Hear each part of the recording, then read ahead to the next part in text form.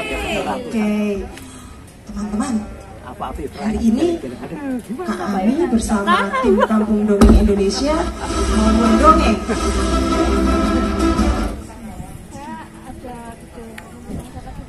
Sebelumnya Kak Ami mau nanya nih pada teman-teman, dijawab yang semangat ya. Hai teman-teman, apa kabarmu? Baik. Hai teman-teman, apa kabarmu? Baik. Hai teman-teman, berbahagialah jadi anak Indonesia. Siapa yang mau jadi anak hebat? Saya. Anak pintar? Saya. Anak keren? Saya. Anak ayam? Anak ayam. It's not me. Oke, teman-teman, bisa dimulai ya. Sebelum Kak Ami mendongeng, tolong dijawab salam dari Kak Ami yang semangat ya. Siapapun yang menjawab salamnya Kak Ami doakan menjadi orang yang hebat, orang yang keren, orang yang berguna untuk nusa dan bangsa. Dan pastinya Kak Ami sangat berharap sekali semua yang ada di sini menjadi ahli surga. Amin. Tolong jawab yang semangat ya. Assalamualaikum warahmatullahi wabarakatuh. Waalaikumsalam warahmatullahi wabarakatuh.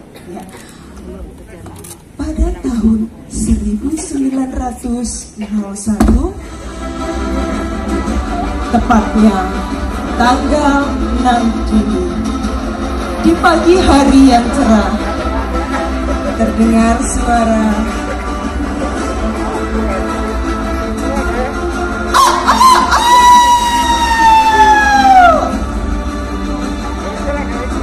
lahirlah seorang bayi laki-laki dari seorang ibu bernama Ida Ayu Nyoman Rai dan ayahnya bernama Sukeni Sosro Diharjo.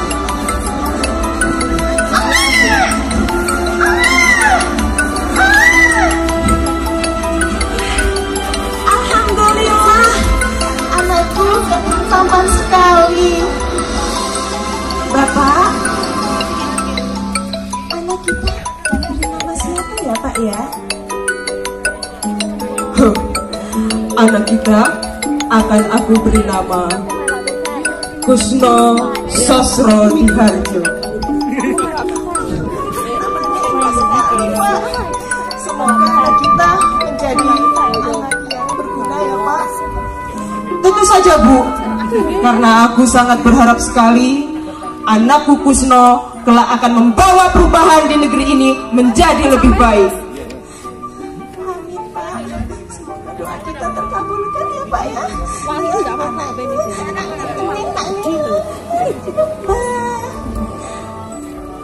Hari berganti hari, bulan berganti bulan, tahun berganti tahun.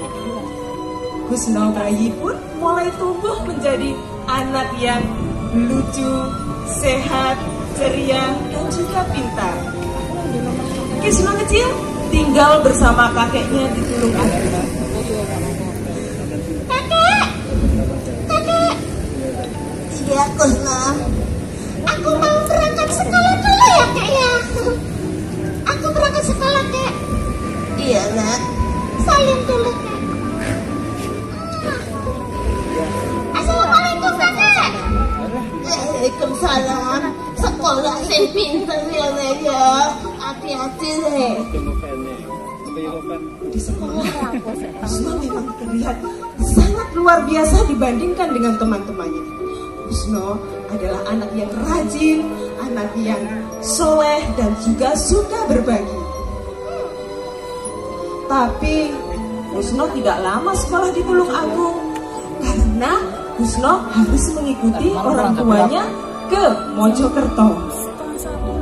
Ayah, ibu, aku harus pindah ke Mojokerto ya?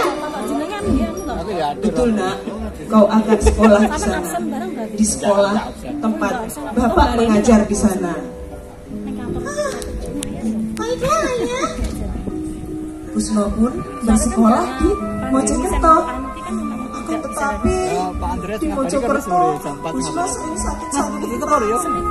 Aduh, perutku sakit ayah. Aduh, aku tidak suka tinggal di sini. Di sini tempatnya kotor. Aku ingin tempat yang bersih ayah. Anakku, sabar ya nak ya.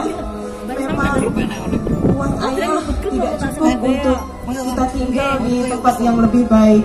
Tapi ayah berjanji nak, ayah berjanji akan mengajak kita semua pindah ke tempat yang lebih baik. Iya ayah, aku sudah tidak tahan lagi. Karena doa Kusno dan keluarganya, akhirnya Kusno kecil pun pindah ke tempat yang lebih bersih. Ayah, begini dong, tempatnya bersih. Jadi kan aku kalau belajar kan bisa enak ayah. Alhamdulillah nak.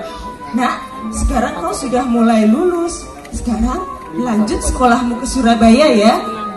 Ah, aku lanjut ke sana ayah. Boleh ayah? Tentu saja boleh. Ayo, nanti ayah antar untuk kau tinggal bersama Haji Umar Said Cokro Aminoto. Karena beliau adalah sahabat sejati ayah. Baiklah ayah, aku senang sekali bersama Pak Haji. Pastinya aku menjadi anak yang hebat. Kusno pun lambat laun menjadi seorang remaja dan nama kecilnya pun berganti menjadi Soekarno. Di tempat Haji Umar Said Cokro Aminoto, Soekarno dididik menjadi anak yang lebih baik dan lebih hebat. Teman-teman, mau tahu kisah selanjutnya?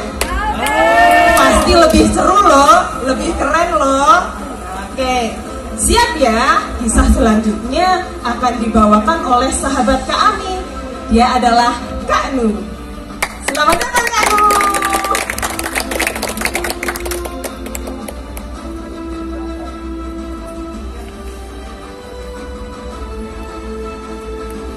Baik, terima kasih Kak Ami. Nah teman-teman, itu tadi cerita tentang masa kecil Bung Karno. Selanjutnya yaitu masa muda Bung Karno dan juga masa pergerakan nasional. Hari demi hari berganti, Bung Karno muda tumbuh menjadi pemuda yang pemberani. Beliau aktif dalam kegiatan berorganisasi. Salah satunya yaitu pada tahun 1918 beliau bergabung dengan organisasi Trikoro Darmo yang kemudian berubah nama menjadi Jong Java. Selain itu, beliau juga aktif menjadi penulis harian Utusan Hindia milik Cokro Aminoto. Pada waktu itu pula, beliau mulai belajar bagaimana cara berpidato dan juga berpolitik yang benar. Wah, gimana ya cara aku untuk berlatih berpidato yang baik? Aha, aku punya ide. Gimana kalau aku sambil bercermin agar aku bisa tahu ekspresiku seperti apa? Tak lama kemudian, beliau pun belajar berpidato dengan cermin yang ada di kamarnya. Beri aku 1000 orang tua, niscaya akan kucabut Semeru dari akarnya. Beri aku 10 pemuda, niscaya akan kuguncangkan dunia. Selanjutnya, di tahun 1921, setelah Bung Karno lulus dari sekolah HBS, kemudian beliau menikah dengan anak dari Haji Umar Said yang sulung, yaitu bernama Siti Utari. Wahai Siti Utari, maukah kau menikah denganku? Baik, Bung Karno, aku bersedia menikah denganmu. Kemudian mereka pun sama-sama menikah. Selanjutnya, karena sudah lulus dari HBS, kemudian Bung Karno melanjutkan lagi studinya di Bandung, yaitu di Teknis Hockey School, disingkat THS, dan sekarang lebih kita kenal lagi dengan nama ITB, yaitu Institut Teknologi Bandung. Di sana beliau mengambil teknik sipil. selama di Bandung, Bung Karno tinggal di rumah Bapak Sanusi. Terima kasih Bapak Sanusi sudah mengizinkan saya tinggal di sini. Baik, Bung Karno, kau harus belajar yang giat, kau harus rajin, agar kelak engkau menjadi anak yang sukses. Baik, Bapak Sanusi, terima kasih. Kemudian 2 bulan pun berlalu, Bung Karno sudah menjadi mahasiswa. Namun setelah 2 bulan itu, Bung Karno harus kembali ke Surabaya, teman-teman, karena guru sekaligus mertuanya, yaitu Bapak Cokro Aminoto, sedang berada dalam masalah. Setelah masalahnya selesai, kemudian Bung Karno kembali lagi ke Bandung dan melanjutkan pendidikannya. Aku harus melanjutkan perjuanganku. Aku tidak boleh menyerah. Aku harus bangkit. Karena kegigihannya dan semangatnya dalam belajar, 4 tahun kemudian beliau pun lulus dengan gelar insinyur. Bersama rekannya, yaitu Insinyur Anwari, Bung Karno pun mendirikan sebuah biro arsitek, di mana biro arsitek ini sudah merancang banyak sekali bangunan. Mari kawan, kita rancang bangunan yang tak hanya indah ketika dipandang, namun juga nyaman ketika ditempati. Baik Bung Karno, aku akan siap berjuang bersamamu. Kemudian pada tahun 1927, Bung Karno pun mulai mendirikan sebuah organisasi yang bernama Partai Nasional Indonesia. Organisasi ini bertujuan untuk memajukan negara Indonesia sebagai upaya dalam memerdekakan Indonesia dan juga mengusir penjajah. Nah, itu tadi teman-teman cerita tentang masa muda Bung Karno. Selanjutnya yaitu tentang era penjajahan Jepang, yang pasti tak kalah serunya ya. Cerita selanjutnya akan dibawakan oleh Kak Yudi. Silakan Kak Yudi.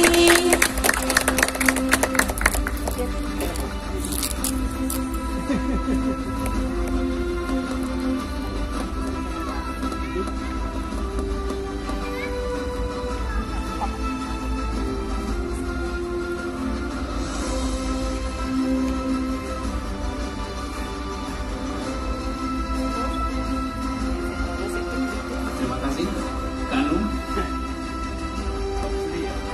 Jadi tadi akan menceritakan tentang era penjajahan Jepang. Saat itu tentara Belanda terpaksa mundur dari Indonesia karena tentara Jepang telah datang. Sepertinya kita harus segera pergi dari Indonesia, kata tentara Belanda. Era penjajahan Jepang pun takbir Allahu Akbar, dan itu terdengar setiap hari selama 3,5 tahun. Karena kegigihan rakyat Indonesia dan juga Bung Karno, tentara Jepang mulai terdesak. Akhirnya tentara Jepang menunjuk Bung Karno untuk menjadi pemimpin tim kemerdekaan bangsa Indonesia yang bernama BBUPKI dan BPKI. Bung Karno, saya menunjuk kamu untuk menjadi pemimpin tim kemerdekaan bangsa Indonesia. Baik, saya terima, jawab Bung Karno. Namun saat mendekati proklamasi, terjadilah perdebatan antara 2 golongan, golongan muda dan golongan tua.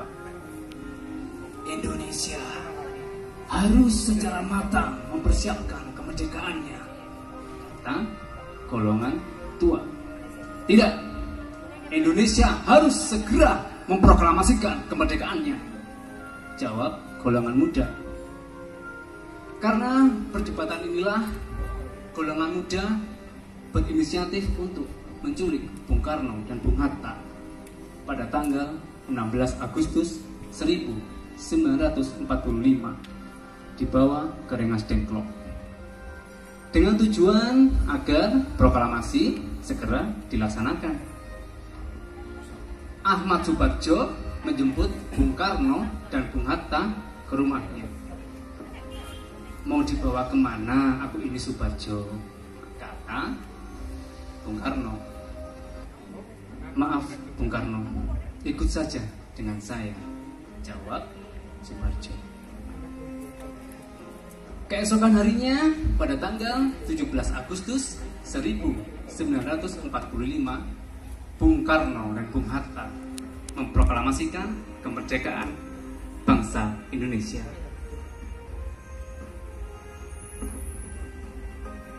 Proklamasi. Kami, bangsa Indonesia, dengan ini menyatakan kemerdekaan Indonesia. Hal-hal yang mengenai pemindahan kekuasaan dan lain-lain diselenggarakan dengan cara seksama dan dalam tempo yang sesingkat-singkatnya. Jakarta, 17 Agustus 1945, atas nama bangsa Indonesia. Soekarno, Hatta. Riuh gemuruh suara rakyat menyambut kemerdekaan Indonesia. Proklamasi inilah yang membuat Bung Karno dan Bung Hatta menjadi presiden dan wakil presiden pertama bangsa Indonesia. Sekian, terima kasih. Meskipun Indonesia telah meraih kemerdekaannya, bukan berarti tidak ada masalah setelahnya. Apakah itu masalahnya? Akan dibawakan oleh Oma. Monggo, Oma, hati-hati.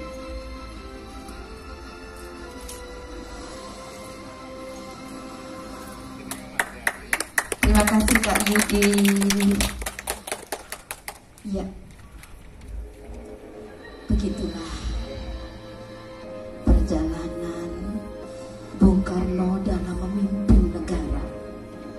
Tidak semudah membalikkan tangan. Banyak cobaan, banyak rintangan, dan yang paling utama yaitu gerakan G30S PKI. Itulah era terakhir Bung Karno menjabat sebagai presiden, digantikan oleh Soeharto. Dan Pak Karno mengalami penyiksaan yang sangat luar biasa, yang mungkin tak bisa Oma ceritakan. Hingga Pak Karno tinggal di Bogor dengan bantuan satu dokter kepresidenan. Pak Karno dirawat, namun Allah berkuasa lain. Tepat pada tanggal 21 Juni 1970, beliau wafat di RSPAD Jakarta. Jenazah beliau dibawa ke rumah Yoso dan sebenarnya disemayamkan di dekat makam Bunda tercinta. Telah gugur pahlawanku, tunai sudah janji bakti, tak akan pilu, telah gugur pahlawanku. Mari teman-teman, begitulah biografi Bung Karno yang harus kita tetap kenal, perjuangan. Marilah kita menjadi penerus dan pengisi kemerdekaan. Siapakah kini pelipur lara nan setia dan perwira? Siapakah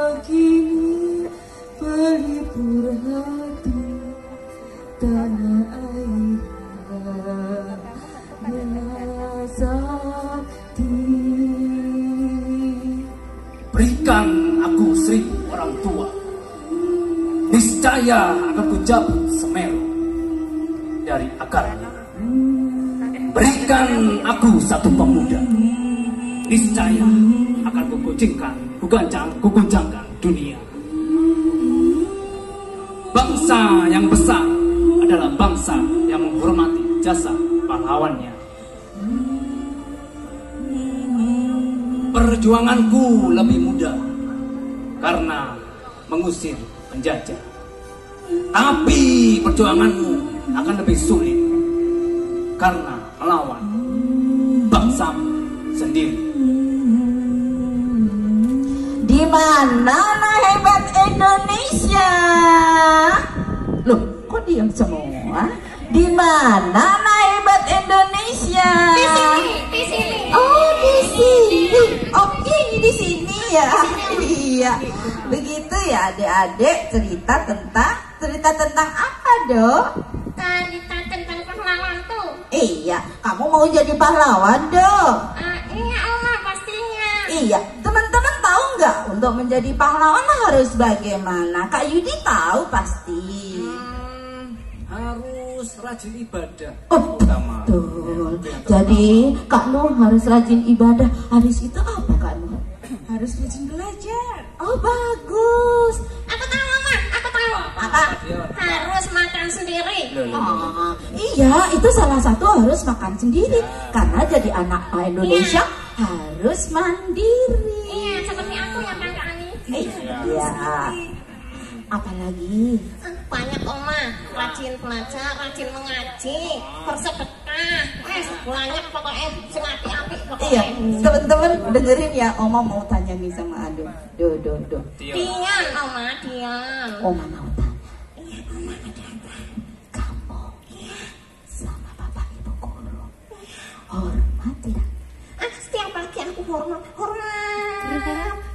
Dong, nggak gitu sayang. Hormat pada Bapak Ibu guru nggak begitu. Salahnya, Oma. Iya, harus gimana hormat Bapak Ibu guru? Kita mendengarkan semua nasihat Bapak Ibu guru. Betul. Bukan hormat aja gitu ya. Bukan. Aku juga bisa. Hebat. Nah, semuanya bisa kalau gitu. Iya. Tapi satu pesan ya, ingat ya satu pesan Oma. Ini teman-teman semuanya ingat pesan dari Oma. Doh, ingat ya, catat. Oke. Jadi anak Indonesia tidak boleh menyerah dan harus tetap ceria. Oke, Oma, siap. Aku siap sekali. Aku siap mengisi kemerdekaan dengan segala kegiatan berkarya. Terus pokoknya aku berkomunitas yang bagus-bagus pokoknya. Amin. Itu memang hebat ya Kak Nu ya. Oke, Kak Ami rasanya kita bercerita sudah panjang. Mungkin Kak Ami bisa menutup ya. Ya Do ya. Iya. Oma, tapi aku tuh ngefans banget loh Oma dengan Bung Karno. Iya harus itu. Coba Dian, kenapa sih kok kamu itu ngefans banget dengan Bung Karno? Iya, kenapa Dian? Soalnya dari semua presiden Indonesia itu Kak, hanya Bung Karno lah yang fotonya paling laku di pasar. Oh ini nakal ini ya. Ini nakal nih. Selain itu Dian, apa Dian? Yang pastinya Kak, ya tuh di kamarku ada 5 fotonya Bung Karno. Sekali ya betul. Aku suka pemikirannya Kak, ide-idenya. Apa coba? Iya. Apa coba? Ayo, apa coba? Apa ya? Ayo. Pokoknya banyak yang bagus-bagus pokoknya. Iya. Oke, teman-teman, sampai jumpa lagi ya dari kami Kampung Dongeng Blitar Raya. Kampung Dongeng Blitar Raya. Wassalamualaikum warahmatullahi wabarakatuh.